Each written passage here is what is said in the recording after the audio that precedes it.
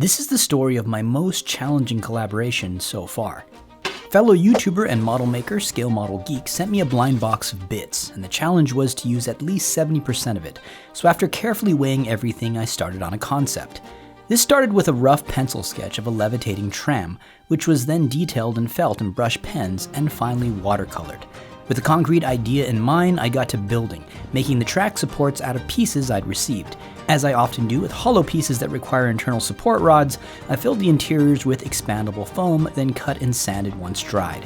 This made the support arms sturdy and strong enough to hold up the tram. Once the arms were detailed, I made the actual track out of styrene rods, bendy straws, and acrylic rods, and then began work on the tram, based off of this Sikorsky helicopter. After a bunch of modifications, I added yet more bits received in the blind box, and it was at this point that I began doing some side research for the short story I would write and narrate for the end of the full build video. The last thing I made was the cargo crane arm, fashioned out of a B-wing, also part of the blind box. For the cliff face, I carved up this sheet of 1-inch XPS foam, adding crosscuts to allow the rock to be chipped and cracked. More texture was added with aluminum foil, and a thick texture paste was slapped on to lock in all of the details.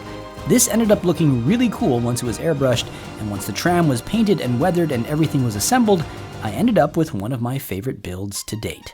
To hear the full story of this tram heist and see how it ties into the rest of my Beyond the Blight universe, check out the full video on my channel, Gamey Builds.